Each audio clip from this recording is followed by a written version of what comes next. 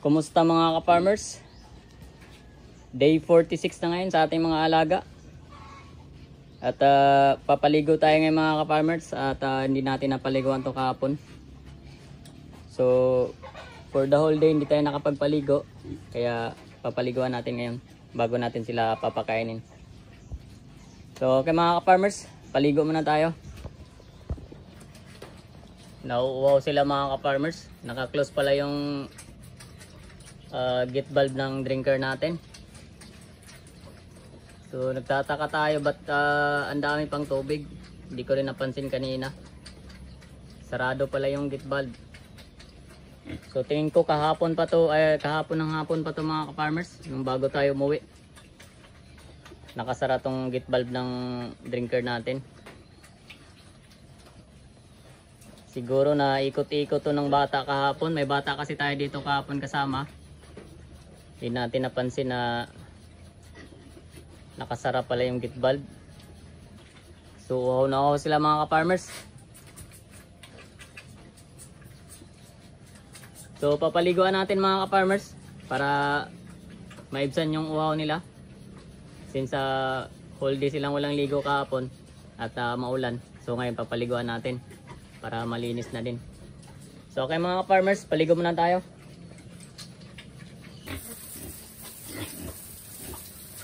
So basahin lang muna natin mga ka-farmers para lumambot yung dumi na dumikit sa katawan nila.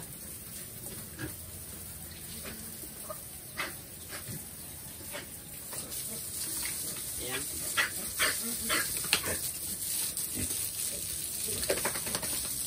Sa sobrang mga ka-farmers, natatamid na sila.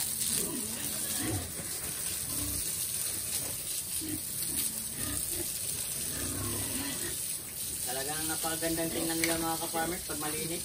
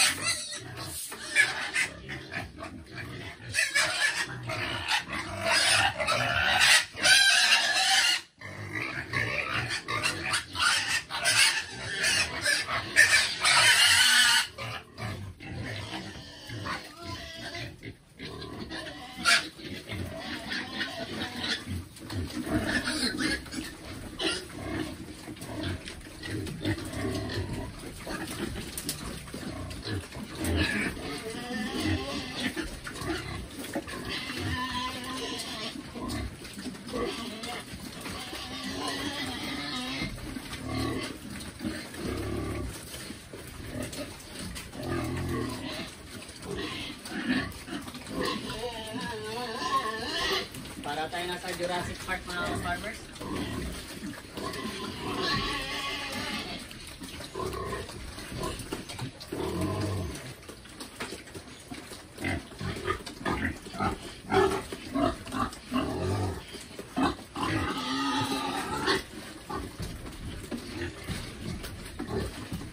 Parang walang ganang kumain tong malaki natin mga ka-farmers. Siguro may nararamdaman to.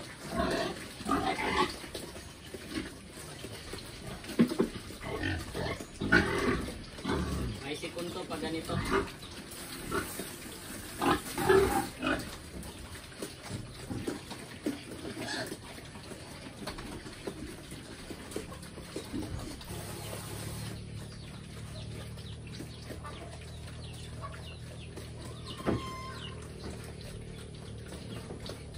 So mayroon tayong isa dito mga ka-farmers. Itong malaki natin. Hindi kumakain ng maayos. Inaamoy-amoy lang yung pagkain. Sa tansya ko niyan mga farmers, may nararamdaman yan. Baka may sipon yan. Kasi hindi yan dapat ganyan siya mga ka-farmers. Or busog siya sa tubig. Gawa ng kabubukasan natin ng drinker. So dapat pala hindi natin muna binuksan. Dapat kinakain muna natin sila bago binuksan yung drinker. Since nakasarap pala yung drinker natin mga farmers. So pagbukas natin ngayon, ang dami na ngayon ng tubig. Kaya siguro wala siyang ganang kumain, baka napusog sa tubig. So observe natin yan mga ka-farmers. Mamayang hapon, pag normal pa rin ba yung kain niya. Kung hindi na normal yung kain niya, ibig sabihin may nararamdaman niya mga ka-farmers. Kasi hindi dapat ganyan siya sa pagkain. Malakas yan siya kumain mga ka-farmers, kaya hindi siya dapat ganyan. Although kumakain naman siya mga ka-farmers, kaya lang hindi talaga yung normal na kain niya. So, load ako dito. Nabusog sa tubig.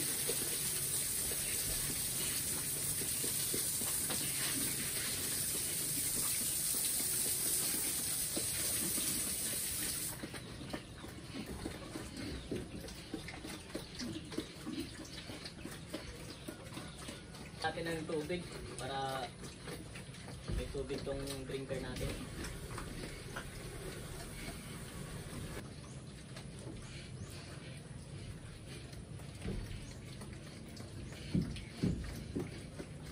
So ayan na, puno na yung tangke ng ating drinker mga farmers. Itong isa busog na oh. Di na alam anong gagawin.